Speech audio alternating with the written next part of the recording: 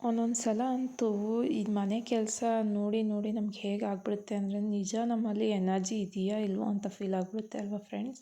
ಒಂದೊಂದು ಸಲ ಬೆಳಗ್ಗೆ ಎದ್ದೋದಕ್ಕೆ ಮನಸ್ಸಾಗೋದಿಲ್ಲ. ಮನೆ ಕೆಲಸ ನೋಡಿದ್ರಂತೂ ಭಯನೇ ಆಗುತ್ತೆ. ಕೆಲವೊಂದು ಸಲ ಅದನ್ನು ನೋಡೋದೆಲ್ಲ ನೆನೆಸ್ಕೊಂಡ್ರೇ ನಿಜ ನಾವು ಈ ದಿನ ಇಷ್ಟು ಕೆಲಸನೆಲ್ಲ ಮಾಡೋಕ್ಕಾಗುತ್ತಾ ಅನಿಸ್ಬಿಡುತ್ತೆ ಅಲ್ವಾ. ನಿಮಗೂ ಹೀಗೇನಾ? ಮಕ್ಳಿಗೆ ರೆಡಿ ಮಾಡಿ, ಹಸ್ಬೆಂಡ್ಗೆ ತಿಂಡಿ ಕೊಟ್ಟು, ಅವ್ರಿಗೆ ಟಿಫನ್ನು ಬ್ರೇಕ್ಫಾಸ್ಟ್ ಎಲ್ಲ ಮಾಡಿ ಕಳಿಸಿ, ಬಟ್ಟೆಗಳು ವಾಶ್ ಮಾಡೋದು, ಪಾತ್ರೆ ವಾಶ್ ಮಾಡೋದು, ದಿನ ಪೂರ್ತಿ ಇದೇ ಆಗೋಯ್ತು ಅಲ್ವಾ. ಆದ್ರೂ ಎಂಡ್ ಆಫ್ ದಿ ಡೇ ಸ್ಯಾಟಿಸ್ಫ್ಯಾಕ್ಷನೇ ಇರೋದಿಲ್ಲ. ಏನು ಈ ಕೆಲಸ ಎಷ್ಟು ಮಾಡೋದು ಅಂತ ಅನಿಸ್ಬಿಡುತ್ತೆ ಅಲ್ವಾ. ಇದರಿಂದ ಏನಾಗುತ್ತೆ ಅಂದರೆ ನಾಳೆ ಮಾಡೋಣ ಅಂತ ಹೇಳಿ ನಾವು ಎಷ್ಟೋ ಕೆಲಸನ ಅಲ್ಲಲ್ಲೇ ಬಿಟ್ಬಿಟ್ಟಿರ್ತೀವಿ. ಬಟ್ ದಿನ ಅನಿಸುತ್ತೆ ಈ ಕೆಲಸ ನಾವು ಇವತ್ತು ಮಾಡಲೇ ಇಲ್ವಲ್ಲ ಅಂತ. ಎಷ್ಟೇ ಕೆಲಸ ಮಾಡಿದ್ರೂ ನಾವು ಏನೂ ಮಾಡಲಿಲ್ಲ ಅಂತ ಫೀಲ್ ಆಗುತ್ತೆ. ಎಂಡ್ ಆಫ್ ದಿ ಡೇ ನಮಗೆ ಸ್ಯಾಟಿಸ್ಫ್ಯಾಕ್ಷನ್ ಅನ್ನೋದೇ ಸಿಗ್ತಾ ಇರೋದಿಲ್ಲ. ಏನು ಪ್ರೊಡಕ್ಟಿವ್ ಆಗಿ ಮಾಡಲಿಲ್ಲ ಅಂತ ನಮ್ಮನ್ನು ನಾವು ಕೀಳಾಗಿ ಮಾಡ್ಕೊತಾ ಇರ್ತೀನಿ. ನಿಮಗೂ ಕೂಡ ಈ ರೀತಿ ಅನಿಸ್ತಾ ಇರ್ಬೋದು. ನಾನು ಕೂಡ ಒಬ್ಬ ಹೌಸ್ ವೈಫ್ ಆಗಿ ಹೇಳ್ತಾ ಇದ್ದೀನಿ, ನನಗೆ ಈ ರೀತಿ ಕೆಲವೊಮ್ಮೆ ಅನಿಸೋದು ಸಹಜ ಆಗಿಬಿಟ್ಟಿದೆ. ಬಟ್ ಇದು ಯಾರಿಗೂ ಹೇಳೋ ಅಂಥದ್ದಲ್ಲ. ಮನಸ್ಸು ದೇಹ ಎರಡೂ ಕೂಡ ಒಂಥರ ಎನರ್ಜಿ ಡ್ರೈನ್ ಆಗಿ ನಿಂತಿದ್ದೀವಿ ಅಂತ ಹೇಳಿದ್ರೆ ಜನ ಅರ್ಥ ಮಾಡ್ಕೊಳ್ಳೋದಿಲ್ಲ. ಪ್ರತಿಯೊಬ್ಬರದ್ದು ಪರಿಸ್ಥಿತಿ ಅದೇ ಇರುತ್ತೆ. ಬಟ್ ಯಾರಿಗೂ ತೋರಿಸ್ಕೊಳ್ಳೋದಕ್ಕೆ ಇಷ್ಟಪಡೋದಿಲ್ಲ ಇದನ್ನು ಅಷ್ಟೇ. ಇದು ಒಂದು ಹ್ಯಾಬಿಟ್ ಅಲ್ಲ, ಅಥವಾ ನಮ್ಮ ಲೇಜಿನೆಸ್ ಕೂಡ ಅಲ್ಲ. ಜಸ್ಟ್ ನಾವು ಯೋಚನೆ ಮಾಡಿ ನಮ್ಮ ಮೇಲೆ ಎಲ್ಲ ಬರ್ಡನನ್ನು ಹಾಕ್ಕೊಂಡು ಮಾಡ್ಕೊತಾ ಇರುವಂಥ ಒಂದು ದೊಡ್ಡ ತಪ್ಪು ಅಂತಲೇ ಹೇಳ್ಬೋದು. Daily same routines, same burdens, same ಜವಾಬ್ದಾರಿ ಎಲ್ಲ ನೋಡಿ ಈ ರೀತಿ ಅನಿಸೋದು ಸಹಜನೇ. ಅದಕ್ಕೆ ಇಷ್ಟೆಲ್ಲ ಯೋಚನೆ ಮಾಡಿದ್ರೆ ಬಾಡಿ ಏನೋ ಕೆಲಸ ಮಾಡುತ್ತೆ, ಬಟ್ ಮನಸ್ಸಿಟ್ಟು ನಾವು ಯಾವ ಕೆಲಸನೂ ಮಾಡೋಕ್ಕಾಗೋದಿಲ್ಲ. ಆದ್ದರಿಂದ ಮನೇಲಿ ರುಟೀನ್ ಕೆಲಸ ಆಗೋದೇ ಕಷ್ಟ ಆಗುತ್ತೆ. ಎಕ್ಸ್ಟ್ರಾ ಕೆಲಸ ಅಂತೂ ದೂರದ ಮಾತು ಅಂತಲೇ ಹೇಳ್ಬೋದು. ಅದಕ್ಕೇ ನಾವು ಈ ವಿಡಿಯೋದಲ್ಲಿ ಮಾತಾಡೋಣ 10 ರೀಸನ್ಸ್ ಫಾರ್ ಲೇಜಿನೆಸ್ ಅಂತ. ಮತ್ತು ಅದರಿಂದ ಹೇಗೆ ಔಟ್ಕಮ್ ಆಗಿ ಯಾವ ರೀತಿ ಅದರಿಂದ ನಾವು ಹೊರಗೆ ಬರ್ಬೋದು ಅಂತ ಕೂಡ ನಾನು ಸಿಂಪಲಾಗಿ ತಿಳಿಸ್ಕೊಡ್ತೀನಿ. ವಿಡಿಯೋ ಇಷ್ಟ ಆದರೆ ಪ್ಲೀಸ್ ನನ್ನ ಚಾನಲ್ನ ಸಬ್ಸ್ಕ್ರೈಬ್ ಮಾಡ್ಕೊಳ್ಳಿ. ಹಾಗೆ ವೆಲ್ಕಮ್ ಟು ಮೈ ಚಾನಲ್. ನಮಸ್ಕಾರ. ಎಲ್ಲರೂ ನನ್ನ ವಿಡಿಯೋನ ಕೊನೆ ತನಕ ನೋಡೋದನ್ನು ಮರಿಬೇಡ ಅಂತ ಹೇಳ್ತೀನಿ. ಈ ಸಣ್ಣ ಟಿಪ್ಸ್ಗಳ ಬಗ್ಗೆ ಮಾತಾಡೋಣ ಇವತ್ತು. ಅದು ನಿಮಗೆ ಆದಷ್ಟು ಇದರಿಂದ ಹೊರಗೆ ಬರೋದಕ್ಕೆ ಸಹಾಯ ಮಾಡುತ್ತೆ. ಇದು ಜಸ್ಟ್ ಒಂದು ಫೀಲಿಂಗ್ ಅಲ್ಲ, ಕೆಲವೊಮ್ಮೆ ಎಮೋಷ್ನಲ್ ಕೂಡ ಆಗಿಬಿಡ್ತೀವಿ ನಾವು ಈ ಥರ ವಿಚಾರಗಳಿಂದ. ಅದಕ್ಕೇ ಇವತ್ತು ಈ ವಿಡಿಯೋದಲ್ಲಿ ಇದ್ರ ಬಗ್ಗೆ ಪೂರ್ತಿಯಾಗಿ ನನಗೆ ಗೊತ್ತಿರೋಷ್ಟನ್ನು ನಾನು ಮಾತಾಡಲಿಕ್ಕೆ ಇಷ್ಟಪಡ್ತೀನಿ. ಇದರಲ್ಲಿ ಮೇನ್ ಕ್ಯಾಟಗರಿಯಾಗಿ ಬರೋರು ಅಂದರೆ, ಏನಪ್ಪ ಇವತ್ತು ದಿನ ಎಲ್ಲ ಪೂರ್ತಿ ಮುಗಿದೇ ಹೋಯ್ತು, ಬಟ್ ಏನು ಕೆಲಸನೇ ಮಾಡಲಿಲ್ವಲ್ಲ ನಾನು ಮನೇಲಿ ಅಂತ ನಿಮಗೂ ಫೀಲ್ ಆಗುತ್ತಾ? ನೀವು ಇದರಲ್ಲಿ ಒಬ್ಬರಾಗಿದ್ದರೆ ಈ ವಿಡಿಯೋನ ಖಂಡಿತವಾಗಿ ಕಂಪ್ಲೀಟಾಗಿ ನೋಡಿ. ಇದಕ್ಕೆ ಮೊದಲನೇ ರೀಸನ್ ಆಗಿ ಏನು ಅಂದರೆ, ನಾವು ಇತ್ತೀಚೆಗೆ ಆದಷ್ಟು ಯೂಟ್ಯೂಬ್ನ ನೋಡ್ತಾ ಇರ್ತೀವಿ. ನಮಗೆ ಮೋಟಿವೇಶನ್ ಸಿಗಲಿ, ಎನರ್ಜಿ ಬರಲಿ ಅಂತ. ಅದರಲ್ಲೂ ಪ್ರೊಡಕ್ಟಿವ್ ಡೇ ವ್ಲಾಗ್ಸ್, ಆ ರೀತಿ ವ್ಲಾಗ್ಸನ್ನು ಜಾಸ್ತಿ ನೋಡಲಿಕ್ಕೆ ಇಷ್ಟಪಡ್ತೀವಿ. ಅದನ್ನು ನೋಡಿದಾಗ ನಮ್ಗೆ ಏನು ಅನಿಸುತ್ತೆ, ಅವರು ಎಷ್ಟು ಕ್ಲಟರ್ಡ್ ಆಗಿ, ಎಷ್ಟು ಕ್ಲೀನಾಗಿ ಒಂದು ದಿನದಲ್ಲಿ ಎಷ್ಟೋ ಕೆಲಸ ಅಂದರೆ ನಮ್ಮ ಕೈಲಿ ಸಾಧ್ಯ ಇಲ್ಲದೆ ಇರೋದನ್ನು ಅವರು ಮಾಡಿ ಪೂರ್ತಿಯಾಗಿ ತೋರಿಸ್ತಾ ಇರ್ತಾರೆ. ಅದನ್ನು ನಾವು ನೋಡಿ ನಮಗೆ ಮೇಲೆ ನಾವು ಬರ್ಡನ್ ಹಾಕ್ಕೊತೀವಿ. ಯಾಕೆ ನಾವು ಇಷ್ಟು ಪ್ರೊಡಕ್ಟಿವ್ ಆಗಿ ಮಾಡೋಕ್ಕಾಗ್ತಾ ಇಲ್ಲ, ಯಾಕೆ ನಾವು ಇಷ್ಟು ಲೇಸಿ ಆಗಿಬಿಟ್ಟಿದ್ದೀವಿ ಅಂತ. ಫಾಲೋ ಮಾಡೋ ಬೆಳಗ್ಗೆ ಎದ್ದರೆ ಯೋಗ ಮಾಡ್ತಾರೆ, ನೆಕ್ಸ್ಟ್ ಬ್ರೇಕ್ಫಾಸ್ಟ್, ಮನೆ ಕೆಲಸಗಳನ್ನ ಮುಗಿಸಿ ಸಂಜೆ ಕೂಡ ಟೀ ಟೈಮ್ ಕೂಡ ಎಂಜಾಯ್ ಮಾಡ್ತೀವಿ ನಾವು. ಮತ್ತು ನಮ್ಮ ದಿನದ ನೆಕ್ಸ್ಟ್ ಡೇನ ಯಾವ ರೀತಿ ಬೇಕು ಇವತ್ತೇ ನಾವು ಪ್ಲ್ಯಾನ್ ಮಾಡ್ತೀವಿ ಅಂತ ಎಲ್ಲ ಹೇಳೋದನ್ನ ನೋಡಿ ನಮಗೆ ಕೂಡ ವಾವ್, ಎಷ್ಟು ಚೆನ್ನಾಗಿ ಇವರು ಪ್ಲ್ಯಾನ್ ಮಾಡ್ತಾರಲ್ವ, ಇವ್ರನ್ನೇ ನಾವು ನಾಳೆಯಿಂದ ಫಾಲೋ ಮಾಡಬೇಕು ಅಂತ ಹೇಳಿ ಫಿಕ್ಸ್ ಆಗಿಬಿಡ್ತೀವಿ. ನಮ್ಮ ಮನೆ ಕೆಲಸ, ಅವ್ರ ಮನೆ ಕೆಲಸ ಏನೂ ನೋಡ್ಕೊಳ್ಳೋದಿಲ್ಲ ನಾವು. ಫಿಕ್ಸ್ ಆಗಿ ಏನು ಮಾಡ್ತೀವಿ, ನಾವು ಅದೇ ರೀತಿ ಮಾಡೋದಕ್ಕೆ ಸ್ಟಾರ್ಟ್ ಮಾಡ್ತೀವಿ. ನಾಳೆಗೆ ಎಷ್ಟು ಕೆಲಸ ಏನು ಅನ್ನೋದು ನಮ್ಗೆ ಒಂದು ಯೋಚನೆಯೇ ಇರೋದಿಲ್ಲ. ಒಂದು ದೊಡ್ಡ ಲಿಸ್ಟ್ ಮಾಡ್ಕೊಂಡ್ಬಿಡ್ತೀವಿ. ಬೆಳಗ್ಗೆಯಿಂದ ಸಂಜೆ ತನಕ ಒಂದು 20 ಕೆಲಸ ಮಾಡಬೇಕು ಅಂತ. ಬೆಳಗ್ಗೆ 5 ಗಂಟೆ ಎದ್ದೇಳೋದು ಇದರಲ್ಲಿ ಮೊದಲನೇದಾಗಿ. ಪೂರ್ತಿ ಮನೆಯನ್ನೆಲ್ಲ ಕೆಲಸ ಮುಗಿಸ್ಬಿಡ್ತೀನಿ, ಮನೆಯನ್ನೆಲ್ಲ ಕ್ಲೀನ್ ಮಾಡ್ತೀನಿ ಅಂತ 2ನೇ ಕೆಲಸ ಇಟ್ಕೊಳ್ಳೋದು. 2 ತಿಂಗಳಿಂದ ಏನೇನು ಪೆಂಡಿಂಗ್ ಇತ್ತು ಅಂದರೆ, 1 ಅಥವಾ 2 ತಿಂಗಳಿಂದ ನಾವು ಆಗಲ್ಲ ಅಂತ ಬಿಟ್ಟಿರೋ ವಾರ್ಡ್ರೋಬು, ಕಿಚನ್ ಎಲ್ಲನೂ ರೀಸೆಟ್ ಮಾಡಿಬಿಡ್ತೀನಿ ಅಂತ ಫಿಕ್ಸ್ ಆಗಿಬಿಡೋದು ನಾವು. ಮತ್ತು ಎಲ್ಲ ಆದಮೇಲೆ last end of the day ನಮಗೋಸ್ಕರ ಒಂದು ಟೀ ಟೈಮ್ ಕೂಡ ಮಾಡ್ಕೊಂಡ್ಬಿಡ್ತೀವಿ. ಆ ವ್ಲಾಗಲ್ಲಿ ಏನು ನೋಡಿದ್ವಿ ಅಲ್ವಾ, ಅದೇ ರೀತಿ ಸೇಮ್ ಟು ಸೇಮ್ ನಾವು ಕಾಪಿ ಮಾಡ್ತಾ ಶುರು ಮಾಡಿಬಿಡ್ತೀವಿ. ಇದರಿಂದ ತುಂಬ ಎಕ್ಸೈಟೆಡ್ ಫೀಲ್ ಆಗ್ತೀವಿ ಕೂಡ. ಮತ್ತು ನಾಳೆಯಿಂದ ನಾವು ನಮ್ಮ ಲೈಫ್ನೇ ಚೇಂಜ್ ಮಾಡಿಬಿಡ್ತೀವಿ ಅನ್ನೋ ಒಂದು ಪ್ರಪಂಚದಲ್ಲಿ ನಾವು ಕಳೆದೇ ಹೋಗ್ತೀವಿ ಅಂತ ಹೇಳ್ಬೋದು. ಇದೆಲ್ಲ ಆಗಿ ಮಲಗಿ ಬೆಳಗ್ಗೆ ಹೇಗೋ ಅದೇ ಒಂದು ಎಕ್ಸೈಟ್ಮೆಂಟ್ನಲ್ಲಿ ಎದ್ದು ಬಿಡ್ತೀವಿ. ಎದ್ದು ಕೆಲಸ ಮಾಡೋದಕ್ಕೆ ಸ್ಟಾರ್ಟ್ ಮಾಡ್ತೀವಿ. ಒಂದು ರೀತಿ ಚೆನ್ನಾಗಿ ಫ್ಲೋನಲ್ಲಿ ಆಗ್ತಾ ಇರುತ್ತೆ ಕೆಲಸ. ಬಟ್ ಹೇಗೆ ದಿನ ಆಗ್ತಾ ಬರುತ್ತೋ ನಮ್ಮ ಕೆಲಸದಲ್ಲಿ ನಾವು ಏನು ಇಂಪ್ರೂವ್ಮೆಂಟ್ ಅನ್ನೋದನ್ನು ಕಾಣೋದಿಲ್ಲ. ಯಾಕೆ ಅಂದರೆ ಅವರು ಅಲ್ಲಿ ಎಡಿಟೆಡ್ ವರ್ಷನ್ನ ನಾವು ನೋಡಿರ್ತೀವಿ. ಅದನ್ನು ಇಲ್ಲಿ ಅಪ್ಲೈ ಮಾಡೋಕ್ಕೆ ಹೋದರೆ ಅದು ಆಗುತ್ತಾ? ಆಗೋದಕ್ಕೆ ಸಾಧ್ಯ ಇಲ್ಲ ಅದೇ ರೀತಿ. ಬಟ್ ಆ ಲಿಸ್ಟ್ನ ನೋಡ್ತಾ ಇದ್ದರೆ ನಮಗನ್ಸುತ್ತೆ, ವಾ ಇದರಲ್ಲಿ ನಾನು 2-3 ಅಷ್ಟೇ ಕೆಲಸ ಮಾಡಿದ್ದಲ್ವಾ, ನಿಜ ನಾನು ಇವತ್ತು ಈ ಕೆಲಸನೆಲ್ಲ ಮಾಡೋಕ್ಕಾಗುತ್ತೆ, ಇನ್ನೂ 18 ಕೆಲಸ ಹಾಗೆ ಬಿದ್ದಿದೆ ಅಂತ ಯೋಚನೆ ಮಾಡಿಕೊಂಡು ನಮ್ಮ ಮೇಲೆ ನಾವು ಬರ್ಡನನ್ನು ಹಾಕ್ಕೊಂಡು ನಮ್ಮ ಮೇಲೆ ನಾವು ಬೇಜಾರು ಮಾಡಿಕೊಂಡು ಏನು ಮಾಡೋದಕ್ಕೆ ಆಗೋದಿಲ್ವಲ್ಲ, ನಾನು ಇಷ್ಟೊಂದು ಲೇಸಿ ಆಗ್ಬಿಟ್ಟು ಅಂತ ಬೈಕೊಳ್ಳೋದು ತುಂಬ ಇದರಿಂದ ತುಂಬಾ ಎನರ್ಜಿ ಡ್ರೈನ್ ಆಗುತ್ತೆ ಕೂಡ, ಬಾಡಿ ಕೂಡ ಸಪೋರ್ಟ್ ಮಾಡೋದಿಲ್ಲ. ಹಾಗಾಗಿ ನಮ್ಮ ಮನೆ ಕೆಲಸ ಏನಿದೆ ದಿನಕ್ಕೆ ಒಂದು ಕಾರ್ನರ್ನ ಒಂದು ದಿನಕ್ಕೆ ನೀವು ಕ್ಲೀನ್ ಮಾಡೋದಕ್ಕೆ ಟಾಸ್ಕ್ ತಗೊಳ್ಳಿ. ಡೈಲಿ ರುಟೀನ್ ತುಂಬಾ ಇರುತ್ತೆ, ಅದರಲ್ಲೂ ಮಗು ಇದೆ ಅಂದರೆ ತುಂಬಾ ಕೆಲಸ ಇರುತ್ತೆ. ಅದ್ರ ಜೊತೆ ಒಂದು ಕಾರ್ನರ್ ಯಾವುದನ್ನಾದರೂ ಒಂದು ದಿನಕ್ಕೆ ತಗೊಳ್ಳಿ.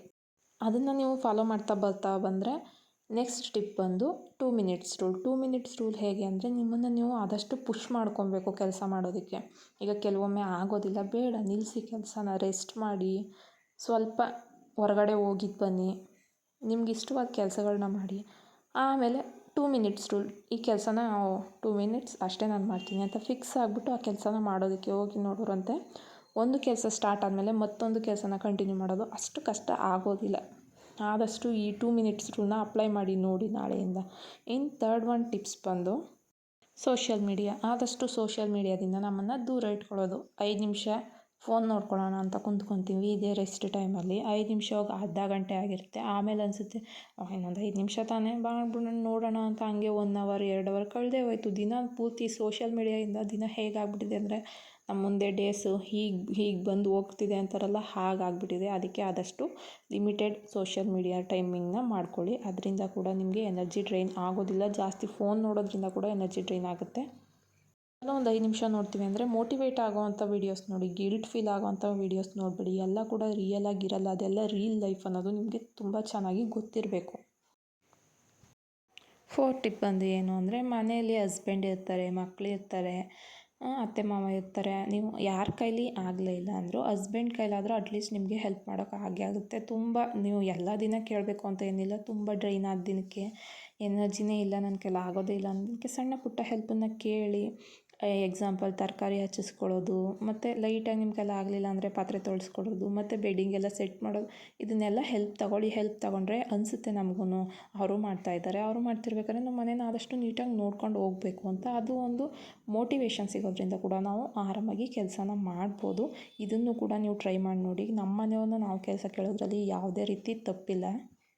ತುಂಬ ಜನ ಇದೊಂದು 5th ಟಿಪ್ಪು. ತುಂಬ ಜನ ಏನು ಯೋಚನೆ ಮಾಡ್ತಾರೆ ಅಂದರೆ, ಏನು ಹೌಸ್ ವೈಫ್ ಅನ್ನೋದು ಜಸ್ಟ್ ಮನೇಲಿರ್ತಾರೆ, ಅವ್ರು ಏನು ಮಾಡ್ತಾರೆ, ಅದೇ ನಾವು ಒಂದು ರೀತಿ ಅದೇ ರೀತಿ ಅದನ್ನು ತುಂಬ್ಕೊಂಡು ಬಿಟ್ಟಿದ್ದೀವಿ. ಹೌಸ್ ವೈಫ್ ಆದವರು ಮನೇಲಿರ್ತೀನಿ, ನಾನೇನು ಮಾಡ್ತೀನಿ, ಮನೆ ಕೆಲಸ ಮಾಡ್ತೀನಿ, ಏನು ಮಾಡ್ತೀಯ ನೀನು ಅಂದರೆ ಜಸ್ಟ್ ಮನೆ ಕೆಲಸ ಮಾಡ್ತೀನಿ ಅಷ್ಟೇ, ಇನ್ನೇನು ಎಕ್ಸ್ಟ್ರಾ ಮಾಡೋದಕ್ಕೆ ಆಗೋದಿಲ್ಲ ಅಂತೀವಿ. ಅದನ್ನು ನಮ್ಮನ್ನು ನಾವು ತುಂಬ ಕೀಳು ಮಟ್ಟದಲ್ಲಿ ನೋಡ್ಕೊಂಡಂಗೆ ಆಗುತ್ತೆ. ಹಂಗೆ ನೋಡೋದ್ರಿಂದ ಕೂಡ ನಮ್ಗನ್ಸುತ್ತೆ, ಹೌದಲ್ವ ನಾನು ಏನು ಮಾಡ್ತಾಯಿದ್ದೀನಿ, ನನ್ನ ಲೈಫಲ್ಲಿ ಏನೂ ಮಾಡ್ತಾಯಿಲ್ಲ, ಮನೇಲಿ ಆರಾಮಾಗಿದ್ದೀನಿ, ಅದೊಂದು ಫೀಲಿಂಗಿಂದ ಮನೇಲಿ ಕೆಲಸ ಮಾಡೋದಕ್ಕಾಗೋದಿಲ್ಲ.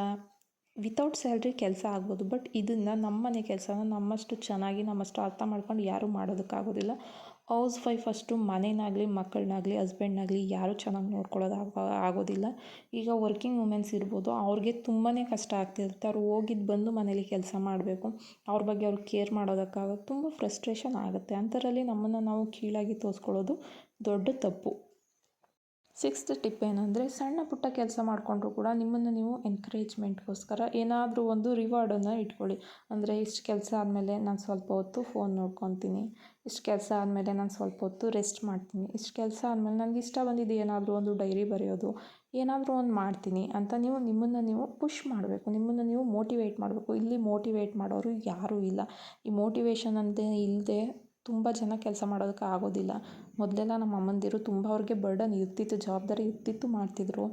ಬಟ್ ಇವಾಗಿನ ಸೋಷಿಯಲ್ ಮೀಡಿಯಾ ಎಲ್ಲ ನೋಡಿ ನಾವೆಲ್ಲ ಹೇಗಾಗ್ಬಿಟ್ಟಿದ್ದೀವಿ ಅಂದರೆ, ನಾವು ಯಾರೇ ಹೊಗಳಿದ್ರು ಏನೇ ಹೊಗಳಿದ್ರು ನಾವು ಅದನ್ನು ತಲೆಗೆ ತಗೊತಾ ಇಲ್ಲ. ಬೇರೆಯವ್ರನ್ನ ನೋಡಿ ನಾವು ನಮ್ಮನ್ನು ಕಂಪೇರ್ ಮಾಡಿ ಕೀಳಾಗಿ ಮಾಡ್ಕೊತಾ ಇದ್ದೀವಿ.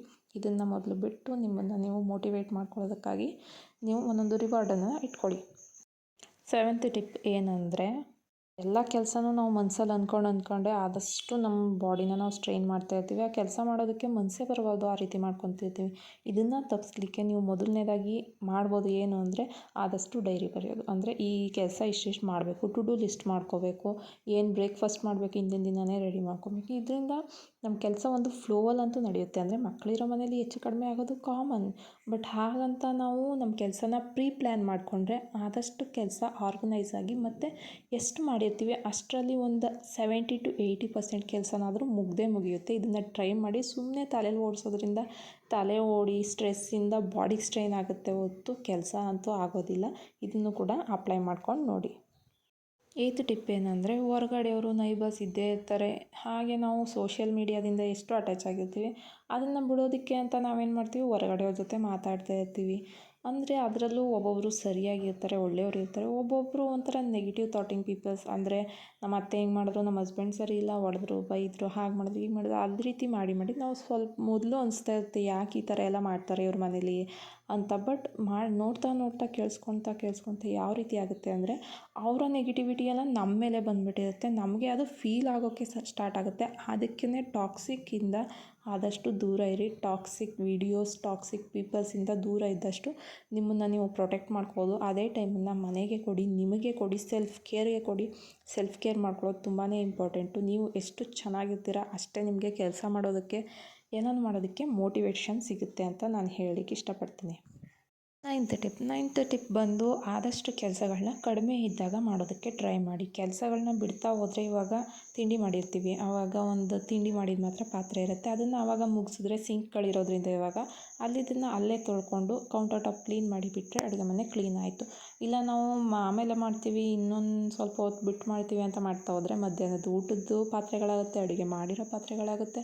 ಹಾಗೆಯೇ ಕೆಲಸಗಳು ಜಾಸ್ತಿ ಆಗಿಬಿಡುತ್ತೆ. ಈಗ ವಾರ್ಡ್ರೋಬ್ ಜೋಡಿಸೋದು ಅಷ್ಟೇ. ನಾವು ಬಟ್ಟೆಗಳನ್ನ ದಿನ ತಂದು ಹಾಗೆ ಇಡ್ತಾ ಇದ್ದರೆ ಅದು ಒಂದಿನ ತುಂಬ ಜಾಸ್ತಿ ಆಗುತ್ತೆ. ಆವತ್ತಿನ ಕೆಲಸನ ಆವತ್ತೇ ಮಾಡೋದ್ರಿಂದ, ಆಗಿನ ಕೆಲಸ ಆವಾಗಲೇ ಮಾಡೋದ್ರಿಂದ ಕೆಲಸ ತುಂಬ ಜಾಸ್ತಿ ಅನಿಸೋದಿಲ್ಲ. ಮತ್ತು ನಮಗೂ ಬಾಡಿಗೆ ಸ್ಟ್ರೈನ್ ಆಗೋದಿಲ್ಲ, ಸ್ಟ್ರೆಸ್ ಆಗೋದಿಲ್ಲ. ಕೆಲಸ ಜಾಸ್ತಿ ಆದಷ್ಟು ಅದು ನೋಡಿದ್ರೇ ನಮಗೆ ಸ್ಟ್ರೆಸ್ ಆಗುತ್ತೆ ಹೊರತು ಮಾಡೋಕ್ಕಂತೂ ಮನಸ್ಸಂತೂ ಆಗೋದಿಲ್ಲ. ಇದು ನಿಜ ತಾನೇ? ನೋಡಿ ಬೇಕಾದರೆ ಅಬ್ಸರ್ವ್ ಮಾಡಿ.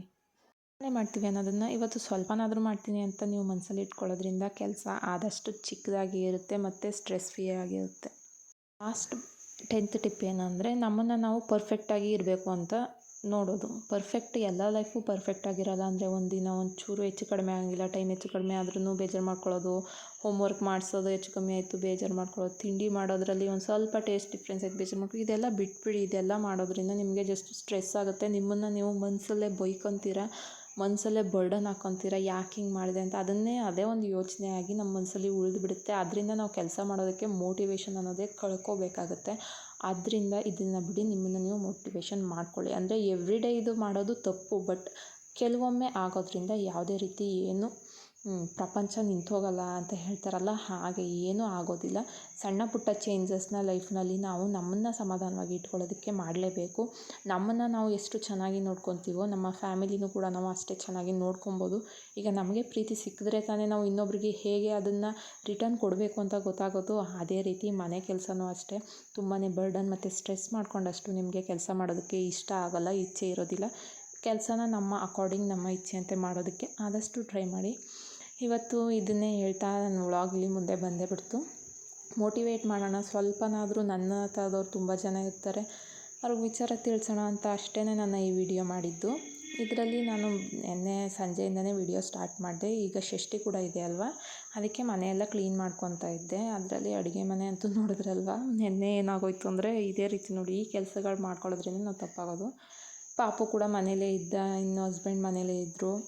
ಅದಕ್ಕೆ ಏನು ಮಾಡಿದೆ ನಾನು, ಆದಷ್ಟು ಎಲ್ಲನೂ ಆಮೇಲೆ ಮಾಡ್ಕೊಳ್ಳೋಣ, ಫಸ್ಟೇ ಅವ್ರಿಗೆಲ್ಲ ಏನೇನು ಬೇಕೋ ಅದೆಲ್ಲ ಮಾಡೋಣ ಅಂತ ಜ್ಯೂಸ್ ಮಾಡಿದೆ, ಎಗ್ ಬಿರಿಯಾನಿ ಮಾಡಿದೆ, ಎಲ್ಲ ಮಾಡಿ ಅಡುಗೆ ಎಲ್ಲ ಮಾಡಿ ಒಂದು ಸ್ವಲ್ಪ ರೆಸ್ಟ್ ತಗೊಳ್ಳೋಣ ಅಂತ ರೆಸ್ಟ್ ಮಾಡೋಕ್ಕೆ ಹೋದೆ. ಪಾಪು ಮಲ್ಕೊಂಡು ನಾನು ಸ್ವಲ್ಪ ಮಲಗಿಬಿಟ್ಟೆ. ಕೆಲಸ ಎಲ್ಲ ಹಾಗೆ ಉಳಿದ್ಬಿಡ್ತು. ಎದ್ದು ನೋಡಿದಾಗ ತುಂಬ ಬೇಜಾರಾಯಿತು, ಯಾಕೆ ಹಿಂಗೆ ಮಾಡಿದೆ ಅಂತ. ಹಾಗೆ ಇನ್ನೇನು ಮಾಡೋಕ್ಕಾಗಲ್ಲ, ಒಂದು 2 ಮಿನಿಟ್ಸ್ ಮಾಡೋಣ ಅಂತ ನಾನು ಪುಷ್ ಮಾಡಿಕೊಂಡು ಕೆಲಸನೆಲ್ಲ ಅಡುಗೆ ಮನೇಲಿ ಮಾಡಿ ಕಂಪ್ಲೀಟ್ ಮಾಡಿ, ಅವತ್ತು ಅಡುಗೆ ಕೂಡ ಮಾಡಿ ಪಾಪುಗೆ ಮತ್ತು ಹಸ್ಬೆಂಡ್ಗೆ ಕೊಟ್ಟು ನಾನು ಊಟ ಮಾಡಿ ಮಲಗಿದೆ. ಬೆಳಗ್ಗೆ ಎದ್ದು ರಂಗೋಲಿ ಹಾಕಿ ಒಂದು 6:30ಗೆ ಎದ್ದೆ. ನಾನು ತುಂಬಾ ಬೇಗ ಎದ್ದೇಳಬೇಕು ಅಂತ ಏನೂ ಇದು ಮಾಡ್ಕೊಳ್ಳಲ್ಲ, ಯಾಕಂದ್ರೆ ಪಾಪು ಇರೋದ್ರಿಂದ ಅವನು ರಾತ್ರಿ ಹೊತ್ತು ತುಂಬ ಲೇಟ್ ಆಗುತ್ತೆ ಒಂದೊಂದು ದಿನ ಮಲಗೋದು. ಅದರಿಂದಾಗಿ ನಾವು ಇಷ್ಟೇ ಹೊತ್ತಿಗೆ ಎದ್ದಬೇಕು ಅಷ್ಟೇ. ಆದಷ್ಟು ಬೇಗ ಎದ್ದೇಳೋಣ ಅಂತ ಟ್ರೈ ಮಾಡ್ತೀನಿ. ಒಂದೊಂದು ದಿನಕ್ಕೆ 6 ಗಂಟೆ, ಒಂದೊಂದು ದಿನಕ್ಕೆ 6:30. ಈಗ ಚಳಿ ಇರೋದ್ರಿಂದ ಆಗೋದಿಲ್ಲ. ಅದಕ್ಕೇನೇನು ಮಾಡ್ತೀನಿ, ಎಷ್ಟೊತ್ತಿಗಾಗುತ್ತೋ ಅಷ್ಟೊತ್ತಿಗೆ ನಾನು ಎದ್ದೇಳೋಕ್ಕೆ ಪ್ರಯತ್ನ ಮಾಡ್ತೀನಿ. ಎದ್ದು ಕೆಲಸ ಎಲ್ಲ ಮುಗಿಸಿ ಪಾಪನ ಸ್ಕೂಲಿಗೆ ಕಳಿಸಿದ್ರು. ಹಸ್ಬೆಂಡ್ ತಗೊಂಡೋಗಿ ಬಿಡ್ತಾರೆ. ಬಟ್ ಇವತ್ತು ನಾನೇ ಕರ್ಕೊಂಬರ್ಬೇಕಾಗಿತ್ತು. ಅದಕ್ಕೆ ಸ್ನಾನ ಮಾಡಿದ್ದೆ. ಇನ್ನು ದೇವ್ರ ಪಾತ್ರೆ ತೊಳೆಯೋಕ್ಕೆಲ್ಲ ಸ್ಟಾರ್ಟ್ ಮಾಡಿರಲಿಲ್ಲ. ಫಸ್ಟು ಹೋಗಿ ಅವನನ್ನು ಕರ್ಕೊಂಡು ಬಂದುಬಿಡೋಣ ಅಂತ ಹೇಳಿ ಕರ್ಕೊಂಬಂದೆ. ಸ್ವಲ್ಪ ಜಾಸ್ತಿನೇ ನಡಿಬೇಕು. ಬಟ್ ಹಾಗಂತ ಈ ದೇವ್ರ ಪಾತ್ರೆ ತೊಳೆಯೋದಕ್ಕೆ ಕೈ ಹಾಕಿರೋದು ನಿಲ್ಸಿದ್ರೆ ನಾಳೆ ತುಂಬ ಜಾಸ್ತಿ ಕೆಲಸ ಆಗುತ್ತೆ ಅಂತ ಹೇಳಿ ಇದನ್ನು ಕೂಡ ಮುಗಿಸ್ಕೊಂಡು ಇಲ್ಲೇನು ತೋರಿಸ್ತಾ ಇದ್ದೀನಲ್ವ, ಇದು ನಾನೇ ಮನೇಲಿ ಮಾಡಿರೋಂಥ ಕಪ್ ಸಾಂಬ್ರಾಣಿ. ನೋಡ್ತಾ ಇದ್ದೀರಾ ಎಷ್ಟು ಚೆನ್ನಾಗಿ ಹೋಗಿ ಬರುತ್ತೆ ಅಂದರೆ. ಪಾಪು ಮೊದಲೆಲ್ಲ ಕಣ್ಣೂರಿ ಅಂತ ಹೇಳ್ತಾ ಇದ್ದ.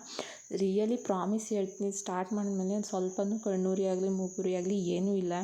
ನ್ಯಾಚುರಲ್ ಫ್ರೇಗ್ರೆನ್ಸ್ ಅಂತಲೇ ಹೇಳ್ಬೋದು. ನಮ್ಮ ಕೈಯಿಂದ ನಾವು ನಮ್ಮ ಮನೆಗೆ ಒಂದು ಪಾಸಿಟಿವ್ ಎನರ್ಜಿನ ಕೊಟ್ಟಂಗೆ ಆಗುತ್ತೆ ಇದನ್ನು ಮಾಡಿದ್ರೆ. ಬೇಕು ಅಂದರೆ ಹೇಳಿ ನಾನು ರೆಮಿಡಿನ ತೋರಿಸ್ಕೊಡ್ತೀನಿ. ಮತ್ತು ನೋಡಿ ಅದ್ರ ಮೇಲೆ ಸಾಂಬ್ರಾಣಿ ಹಾಕ್ತೀನಿ. ತುಂಬ ಚೆನ್ನಾಗಿ ಹೋಗಿ ಬರುತ್ತೆ. ತುಂಬ ಹೊತ್ತು ಉರಿಯುತ್ತೆ ಇದು.